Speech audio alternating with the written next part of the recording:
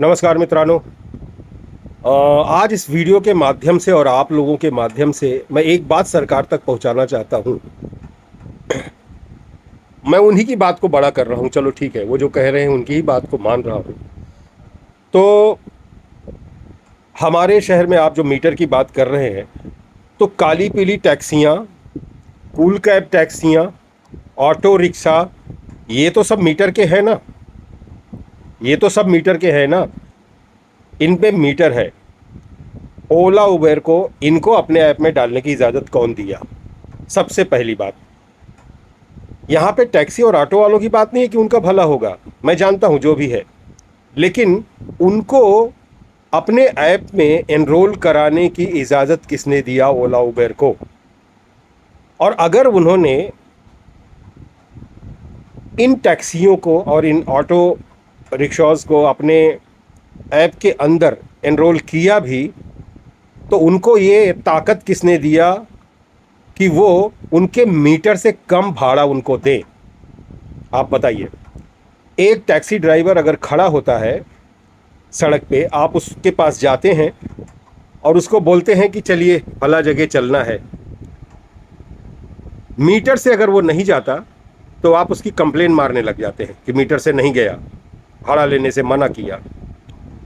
लेकिन ये ओला उबेर वाले बिना मीटर के उसको दौड़ा रहे हैं, और वो भी जितना उसका मीटर बनता है उससे आधे का आधा भाड़ा, आधे का भी आधा, यानी 50% का भी 50% में वो टैक्सियां जाती हैं।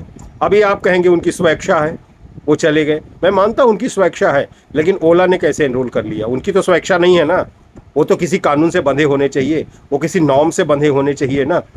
ठीक है, दोनों की स्वेच्छा है कि ओला भी ज्वाइन कर लिया है, उनको अपने अंदर ज्वाइन कर लिया है, और टैक्सी वाले भी चले गए हैं, तो ओला का फ़र्ज़ नहीं बनता क्या कि उनके मीटर का रेट दे दे?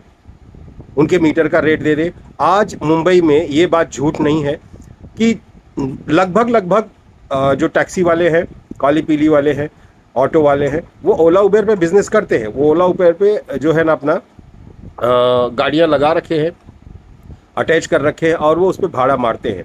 लेकिन उनको भी उनके रेट के हिसाब से भाड़ा नहीं मिलता है। चलो टी परमिट की बात तो दूर छोड़ते हैं, आप उनके लिए तो लीगल है ना।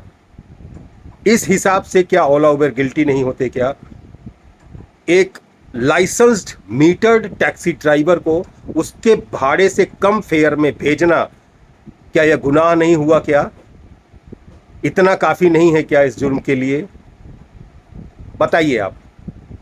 हम लोग तो चलो ठीक है, जो रह गए रह गए, ठीक है। टी परमिट वाले जो रह गए, आप कहते हो ये तो टूरिस्ट गाड़ी है, फला है, इसको ये रेट नहीं लागू होता, वो रेट नहीं लागू होता, लेकिन टैक्सी वालों को भी वो रेट नहीं लागू होता क्या? काली पीली टैक्सी वालों को भी वो रेट लागू नहीं होता क्या? अगर आप देखना चाहते हैं तो मेरे साथ आइए, अब मैं आपको 1000 टैक्सी वालों से मिलवाऊंगा जो आपको बताएंगे कि हमारा जो मीटर होता है जी, उससे आधे का आधे में हम जाते हैं। मजबूरियां होती हैं, ले लेते हैं। मतलब किसी की मजबूरी का इस तरह का फ़ायदा उठाना बहुत अच्छी बात है भाई। तो क्या ओला उबेर को लोगों की मजबूरी का फ़ायदा उठाने के लिए यहाँ रखा गया है? उनको बचाया जा रहा है कि लोगों की मजबूरी का फ़ायदा उठाएं?